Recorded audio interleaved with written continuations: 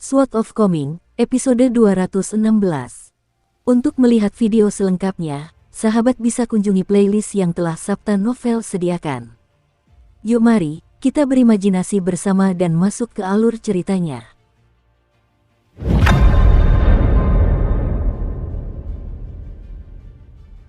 Zhang San memperhatikan kedua cendekiawan itu kembali ke ruangan seberang, lalu berdiri di koridor sambil mengulurkan tangan untuk menangkap segenggam kecil air hujan. Setelah mengamati air hujan sebentar, ia membiarkannya jatuh ke tanah sebelum kembali ke ruangan dan menutup pintu. Ia lalu mengeluarkan jimat kertas kuning biasa dengan tangannya yang kering sambil berkata, benar-benar ada yang tidak beres di tempat ini. Air hujannya sangat deras dan dingin, yang menunjukkan kemungkinan besar menyimpan energi jahat. Jimat saya ini disebut jimat pembakar kejahatan.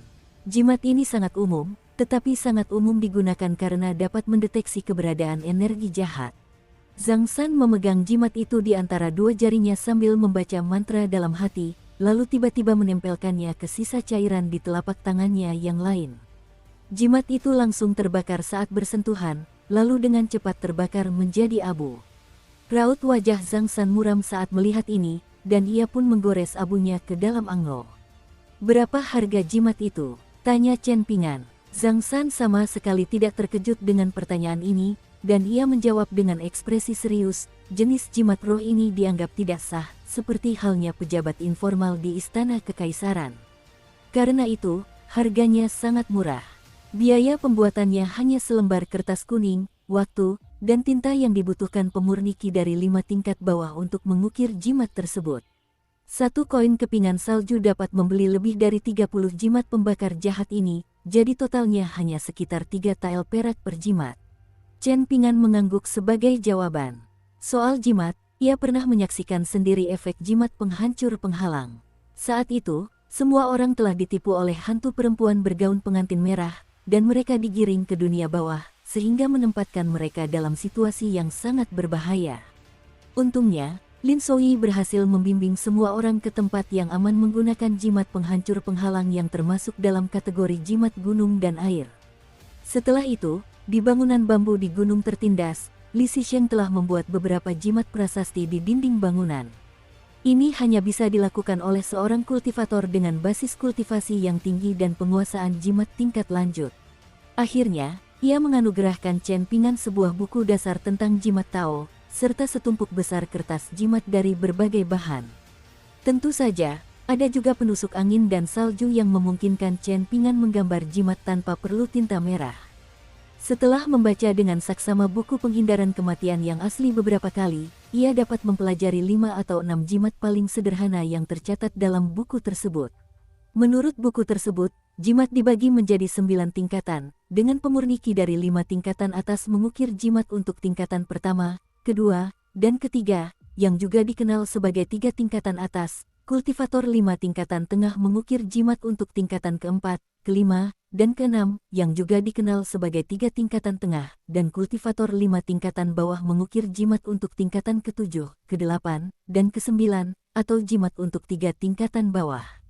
Chen Pingan bukanlah seorang pemurniki, tetapi ia mampu menggunakan teknik penyaluran Ki-18 penghentian untuk mengukir beberapa jimat dasar yang tercatat dalam buku penghindaran kematian yang otentik. Sedangkan untuk jimat di atas level tersebut, untuk saat ini Chen Pingan belum mampu. Li Zixing pernah mengatakan kepadanya bahwa mengukir jimat itu seperti berlatih pedang. Seperti kata pepatah, beri seseorang ikan dan kau memberinya makan sehari.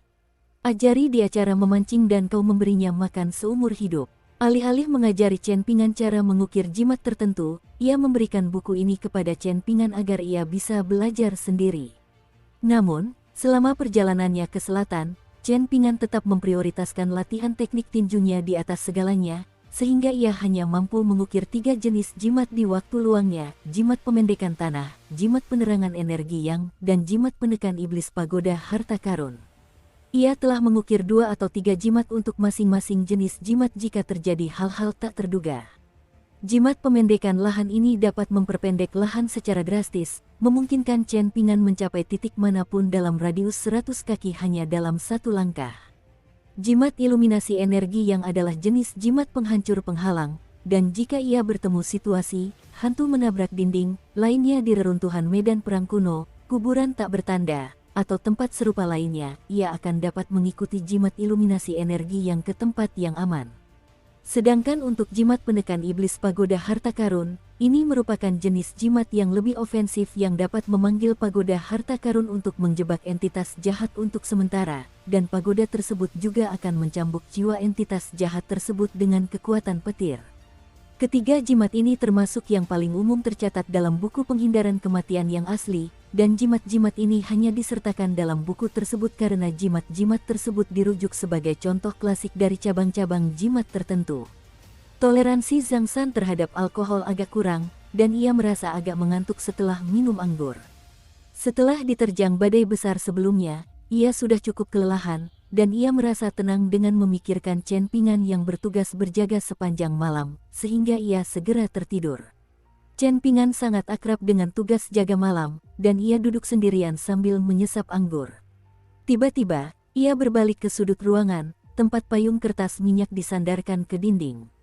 Awalnya, payung tersebut dibawa oleh seorang cendekiawan bermarga Liu, namun setelah memasuki kawasan tersebut, payung tersebut dibawa oleh seorang cendekiawan bermarga Chu.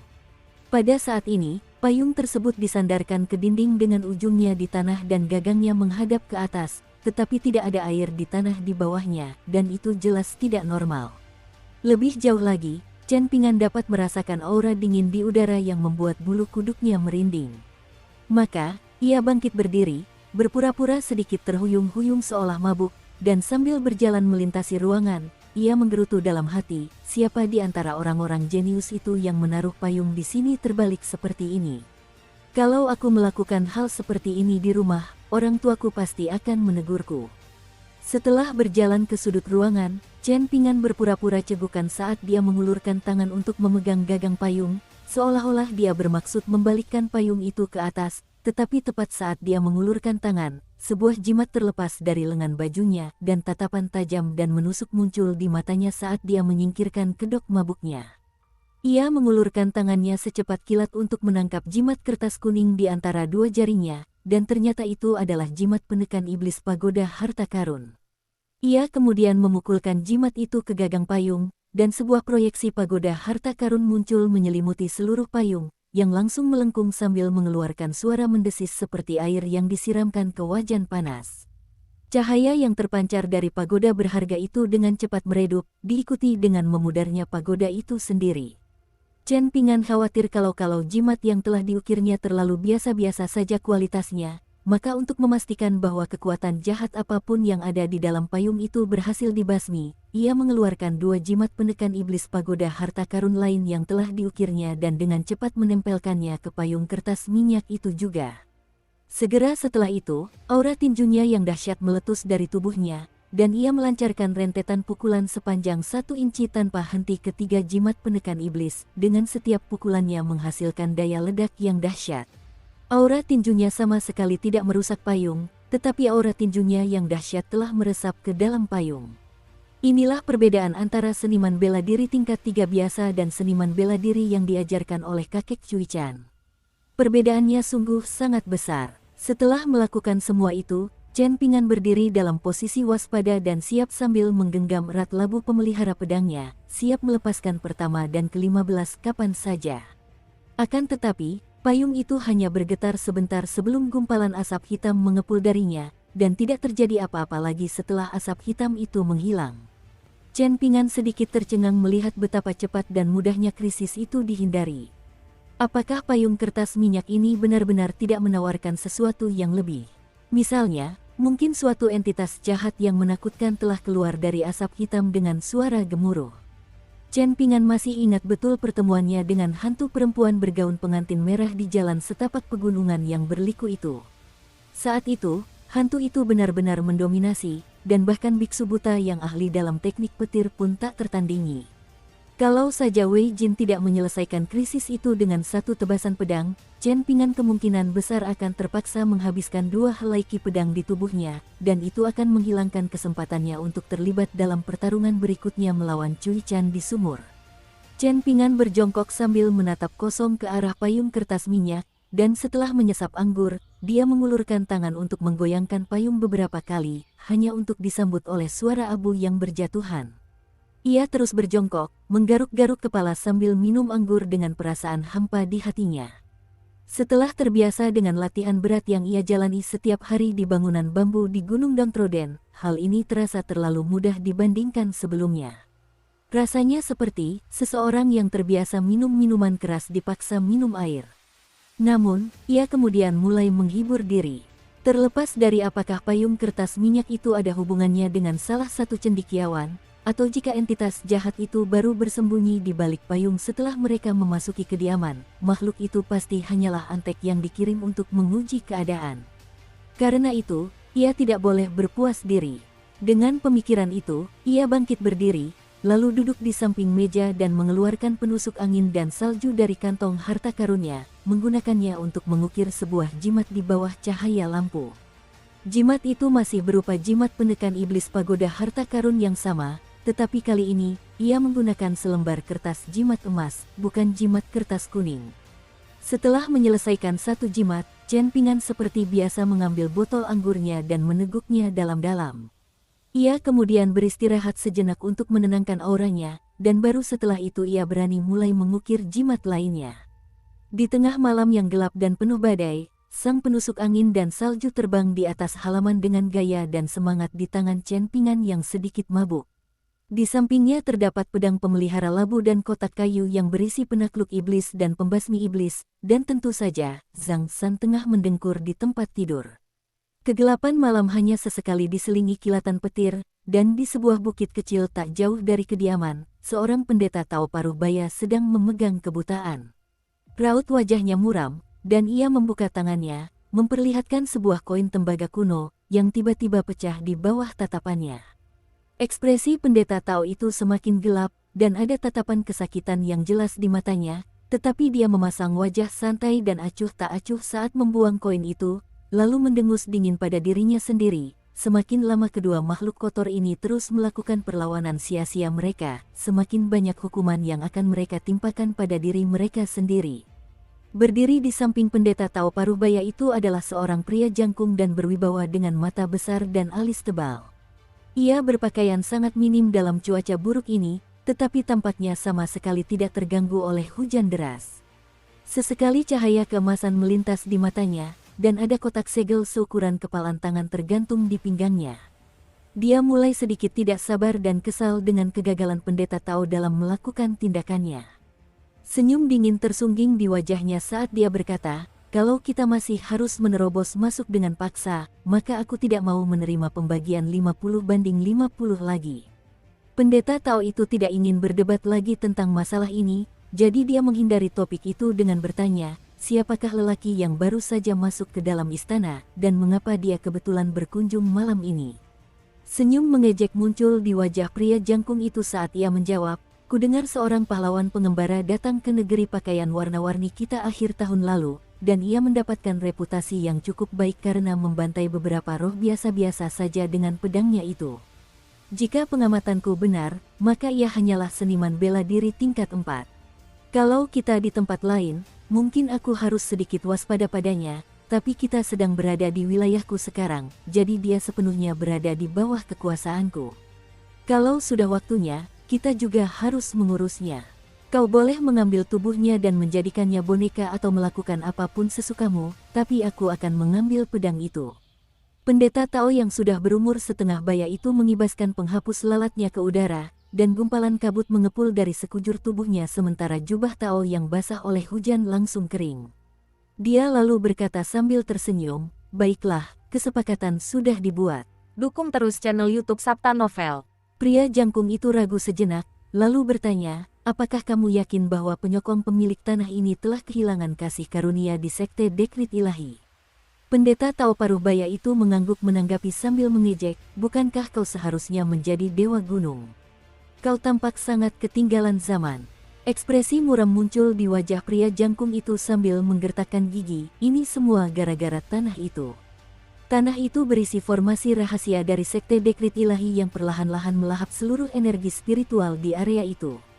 Akibatnya, tubuh dewaku perlahan-lahan terkikis selama seabad terakhir ini, dan tak seorang pun menganggapku sebagai dewa gunung lagi. Bahkan, aku tidak diperlakukan dengan rasa hormat yang sama seperti para penguasa gunung di tempat lain. Aku tak akan bisa beristirahat sampai aku membalas dendam pada mereka. Pendeta Tao itu mengangguk sebagai jawaban sebelum menyampaikan beberapa kata penghiburan. Kuil Dewa Gunung di daerah ini adalah tempat pemujaan tubuh dewa pria tersebut, dan kuil itu ilegal karena tidak ditetapkan secara resmi oleh Istana Kekaisaran Negeri Pakaian Warna-Warni. Selain itu, daerah itu dipenuhi dengan makam-makam tak bertanda, yang mengakibatkan melimpahnya energi jahat. Setelah pria jangkung itu menjadi dewa gunung, ia mempercepat proses kerusakan lingkungan alam demi basis kultivasinya sendiri. Sebagai mata formasi, wilayah itu hanya menyerap energi jahat dan membiarkan energi spiritual alami di wilayah itu sama sekali tidak tersentuh, sehingga sebenarnya berfungsi untuk menjaga keseimbangan, tetapi tidak ada gunanya membahas hal-hal seperti itu.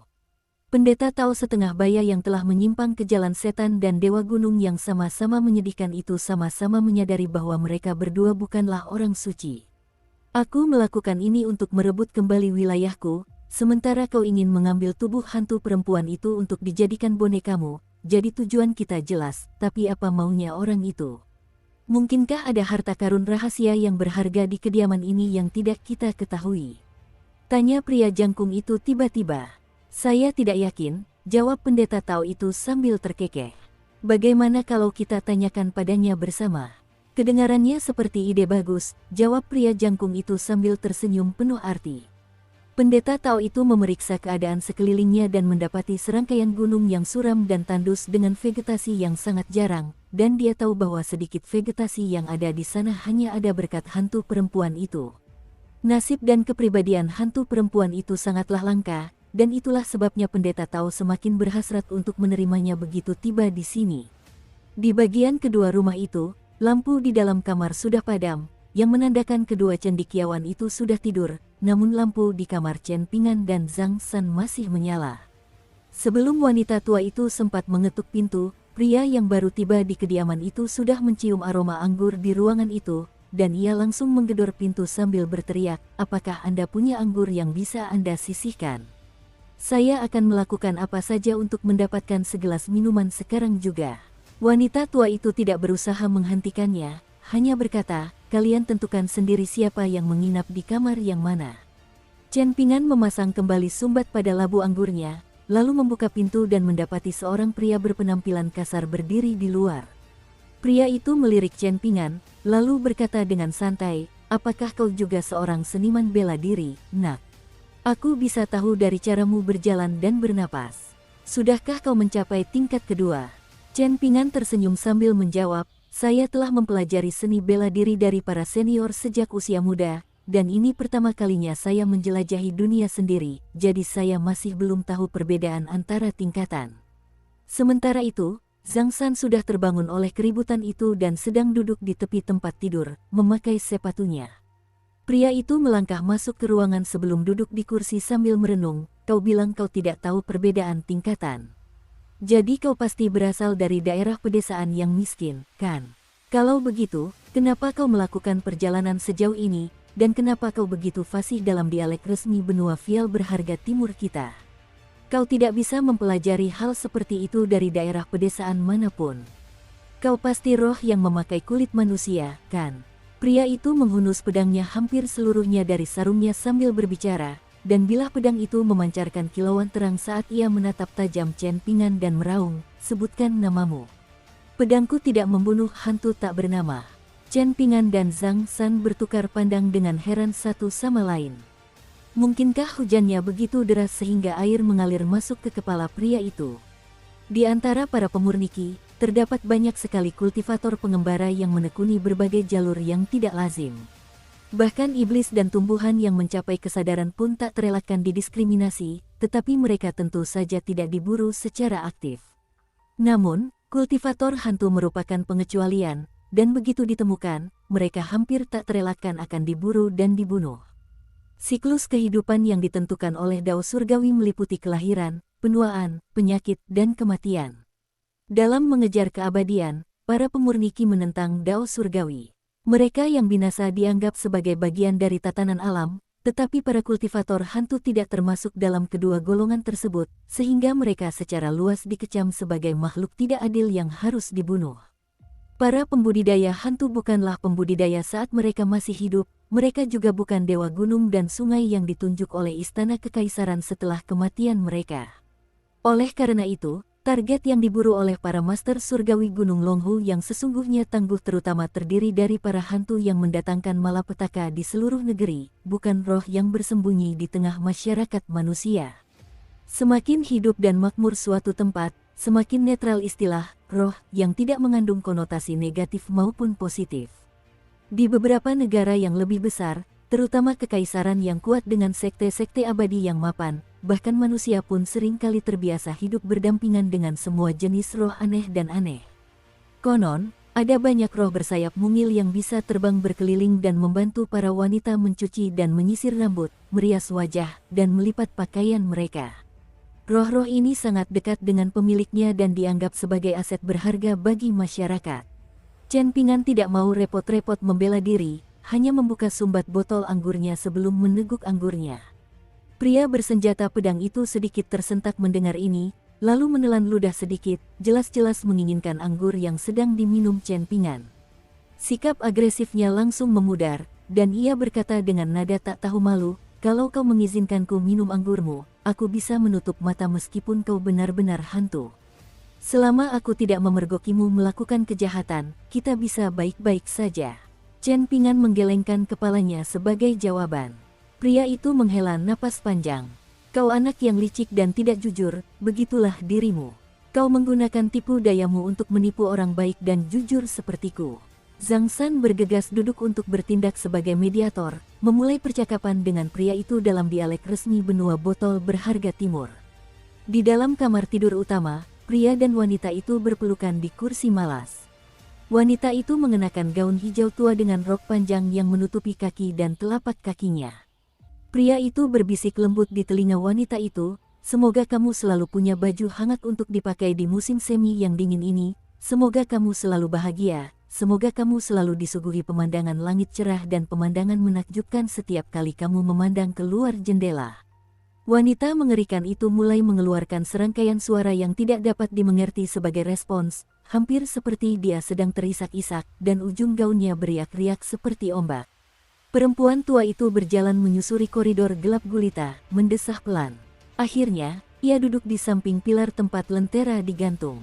Hari demi hari, tahun demi tahun, perempuan tua itu membelai wajahnya yang keriput, dan ia sudah lama lupa sudah berapa tahun sejak terakhir kali ia bercermin. Dia hanya bisa berasumsi bahwa hal yang sama juga berlaku bagi majikan mudanya, yang tidak pernah keluar selangkah pun dari kamar tidurnya selama seabad terakhir. Pria bersenjata pedang itu sedang asyik mengobrol dengan Zhang San ketika tangannya tiba-tiba menyentuh gagang pedangnya. Sikap bercandanya langsung lenyap saat dia berkata dengan suara serius, "Sesuai rumor yang beredar di kota sekitar, Ki Iblis itu berasal dari halaman belakang rumah ini, dan Ki Iblisnya sangat dahsyat. Tidak heran Feng Shui di tempat ini benar-benar hancur, mungkin ada iblis tingkat 6 di sini. Aku akan membasmi iblis itu. Jika terjadi sesuatu, pastikan untuk segera keluar dari sini. Jangan abaikan peringatanku. Ini tempat yang sangat berbahaya, dan kau bisa dengan mudah kehilangan nyawamu di sini jika kau tidak hati-hati." Pria itu kemudian terdiam sejenak sebelum melanjutkan, "Tidak perlu langsung lari. Kalau tidak, iblis di kediaman ini bisa menerkam dari balik bayang-bayang. Sekalipun aku kalah, aku akan melakukan segala dayaku untuk menghalau mereka. Ketika saatnya tiba, dengarkan panggilanku, dan ketika aku menyuruhmu lari, jangan ragu untuk melakukannya." Setelah itu, pria itu menarik napas dalam-dalam sebelum mencabut pedangnya dari sarungnya. Ia kemudian mengulurkan tangan untuk membersihkan abu di tungku pembakaran sebelum mengeluarkan sebongkah arang menyala yang dipegangnya, menggosokkannya ke bilah pedang hingga percikan api beterbangan ke segala arah, membuat pedang itu tampak lebih tajam dan berkilau.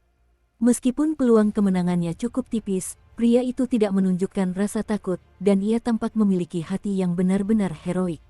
Tindakan berani pria itu membuat Chen Pingan menghormatinya, lalu dia menawarkan labu miliknya kepada pria itu, namun pria itu menolaknya sambil tersenyum dan bangkit berdiri sambil menghunus pedang di tangannya. Aku selalu ingin minum saat tidak ada kegiatan yang bisa mengusir kebosanan, tapi membasmi iblis dan hantu yang kuat jauh lebih mengasyikkan daripada minum. Lelaki itu mendorong pintu hingga terbuka dan melangkah ke halaman belakang di tengah malam yang berbadai. Cahaya yang terpancar dari pedangnya menerangi area di sekitarnya saat dia mengangkat kepalanya dan menatap ke kejauhan. "Namaku Su Yuanxia. Ayo keluar dan hadapi aku." Zhang San mengambil pedang kayu persik dan lonceng pendeteksi iblisnya, lalu berkata kepada Chen Pingan dengan suara hikmat, "Aku akan membantunya membunuh iblis itu. Kau seorang seniman bela diri sejati, jadi kau tidak layak menghadapi hantu dan iblis dalam pertempuran sebelum kau mencapai tingkat keempat. Karena itu, kau harus tinggal di sini, dan aku akan memanggilmu jika kami membutuhkanmu." Chen Pingan mengangguk sebagai jawaban. Setelah itu, Zhang San bergegas keluar ruangan dengan lincah dan gesit. Setelah duduk sejenak di kursinya, Chen Pingan memilih untuk tidak menunggu di dalam ruangan. Ia pun melangkah keluar, mengintip menembus hujan ke ruangan di seberang halaman sambil berseru, "Aku tahu itu kau." Lampu di ruangan itu sudah lama padam, tetapi pintu perlahan terbuka, dan seorang cendekiawan bermargacu muncul dari dalam. Ia memegang obor yang telah padam oleh hujan sebelumnya, dan senyum tipis tersungging di wajahnya. Setelah melirik Chen Pingan sejenak, ia mengangkat tangan dan menggosokkan telapak tangannya ke ujung obor, dan obor itu langsung menyala. Setelah itu, ia dengan lembut menusukkan ujung obor yang lain ke pilar di dekatnya, dan obor itu menembus setengah pilar dengan mudah. "Kaulah yang paling sedikit bicara, tapi kaulah yang paling pintar di antara semuanya. Tentu saja, kau juga pasti punya beberapa keterampilan untuk mendukung kecerdasanmu, mengingat kau berhasil mengalahkan hantu koin tembaga milik rusa putih Taois. Namun, itu hanyalah hantu tingkat ketiga yang tidak memiliki banyak jasa, jadi jangan jadikan itu alasan untuk menjadi sombong dan angkuh." Chen Pingan tetap diam, dan tiba-tiba, dia menghilang dari tempat itu tanpa peringatan apapun. Sang sarjana sedikit goyah saat melihat ini. Sesosok melesat menembus ruang di antara kedua ruangan bagaikan kilat, menerkam langsung ke arahnya. Cendekiawan itu tidak menganggap serius Chen Pingan, dan ia bahkan tidak sempat bereaksi ketika sebuah pukulan cepat dan ganas menghantam kepalanya, meninggalkan jejak aura tinju putih yang bersinar di belakangnya. Ia terlempar ke udara, menghantam dinding dan pintu sebelum jatuh ke koridor di luar. Akhirnya, punggungnya membentur pilar tebal, menyebabkan retakan-retakan kecil yang tak terhitung jumlahnya muncul di pilar tersebut, dan barulah ia terhenti di tempat dengan darah mengucur dari mulutnya. Jiwanya bergemuruh di dalam tubuhnya, dan raut wajahnya tampak terkejut. Bukan hanya pukulannya yang luar biasa kuat, perpaduan antara niat tinju dan aura tinju bahkan lebih hebat lagi, yang memiliki efek menekan padanya, seperti cambuk pemusnah hantu yang digunakan oleh makhluk abadi. Terdengar ledakan keras saat dia mendapat pukulan lain di lehernya, dan kali ini, bahkan pilar di belakangnya pun roboh. Dua pukulan itu meninggalkan air mata dan darah mengalir di sekujur wajahnya. Jubahnya compang-camping, dan ia sangat marah, begitu marahnya sampai-sampai ia hampir kembali ke wujud aslinya dan membatalkan rencana semula. Tepat pada saat ini, dia mendengar Chen Pingan mengucapkan satu kata pertama.